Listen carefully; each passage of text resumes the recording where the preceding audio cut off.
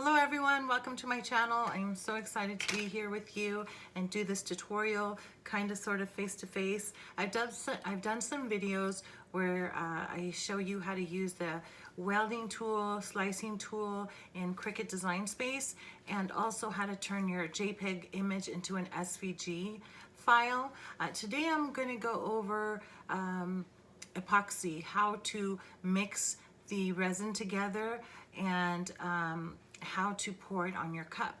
So I have this cup already. I've already done one coat of epoxy. It's already cured, and I sanded it down, made it smooth, so now it's ready for its final coat of epoxy, and I'm going to show you how to do it. So the things that we're going to use today is amazing clear casting, two-part casting, and it comes with part B. My thing's a little beat up, sorry. There you go, part B and part A. The things you're going to need are handy dandy popsicle sticks, 2 measuring cups, gloves, silicone brush for your cup, and molds. And the reason you need the molds is because sometimes you have leftover epoxy. So what you do is you throw in a little glitter or some alcohol ink into whatever you have left, and then you end up, about 24 hours later, you end up with these cute little bracelets or mermaid keychain. So you always want to have extra molds just so that you don't waste your epoxy, and it's kind of like a win-win because you end up with some really pretty jewelry if you're using the bracelet mold, and it's a win-win. So anyways, I'm gonna get started on mixing up the epoxy for you.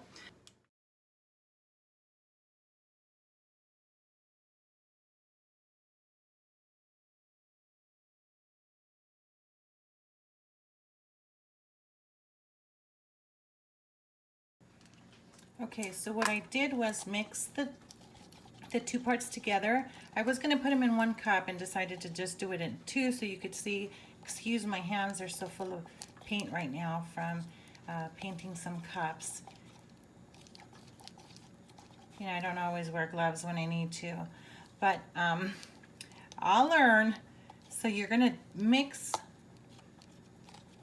the 2 parts together until all the swirls disappear from the 2 parts, because you will get some swirls. You'll see some bubbles in there, but we're going to keep mixing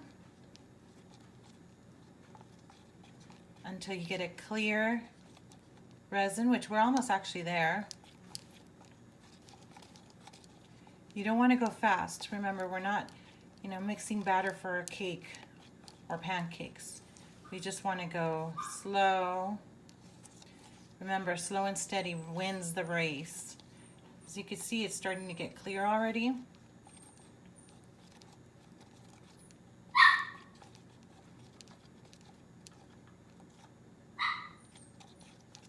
And once it's clear, we're going to leave it there for a minute or 2 to let the bubbles kind of rise to the top. Okay, so I'm getting my gloves ready.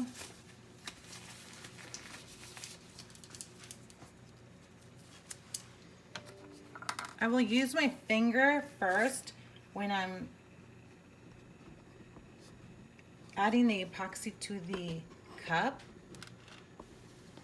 and then I will even it out with this. So we're ready. Let's do this.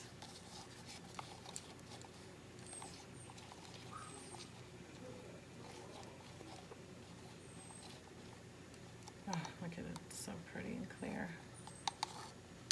Okay. And my cup turner is really slow. I have another one that's faster, but when I do the second coat, I want my slow cup turner because I want to make sure that I grab everything that I need to grab and smooth it out. So I'll go slow.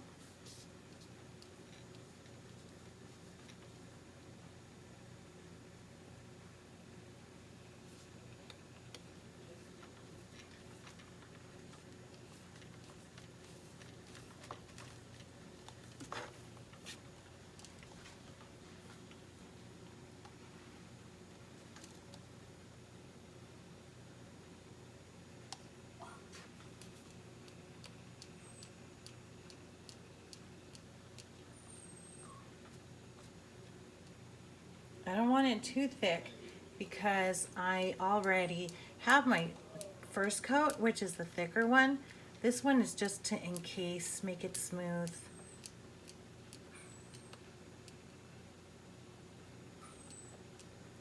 And you think it's not going to be enough, but it is. Sorry with my dog in the back. He likes attention. So there we go. We're going to keep adding it. We'll put it at the bottom.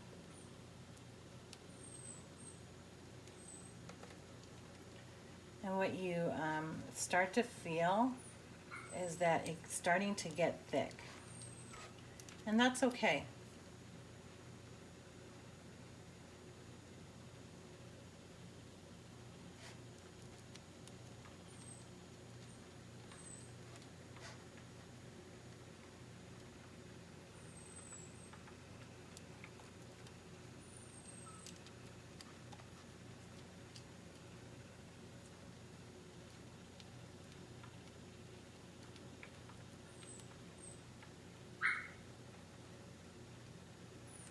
Oh, sorry, I was covering it. There you go. So you just want to make sure that it's covered completely. You don't put too much on this round because it's the end. So what we're doing here is just making that nice smooth shine. And you think at first it's not going to be enough. Oh my gosh, it's not going to be enough. But it really is.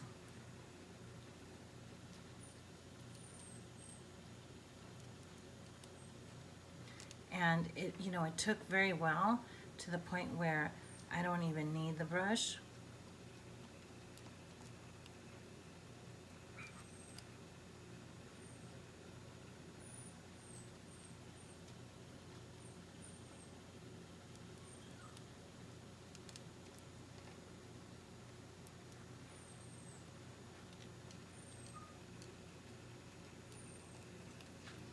I'll add some at the bottom.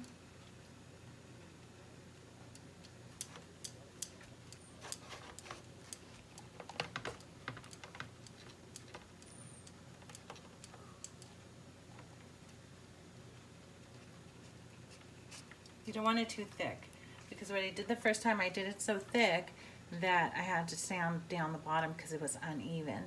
So the one thing that I learned doing these cups is that I can't be afraid to fail, because there's nothing that we do that we can't fix.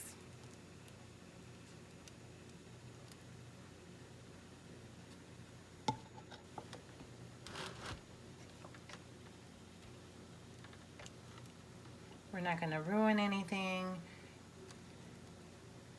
because if we do, we just sand it down.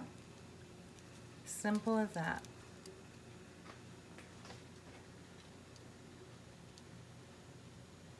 I do see a couple little bubbles forming.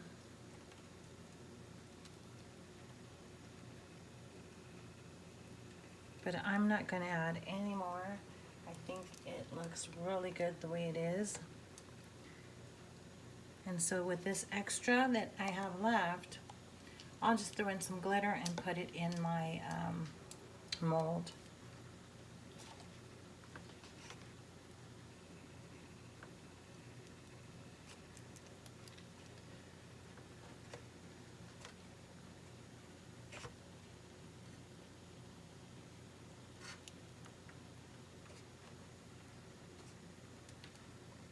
It looks really good.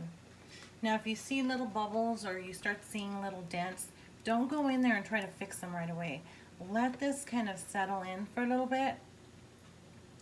Wait 5-10 minutes and then go in with your heat gun and try to get any bubbles that you may see.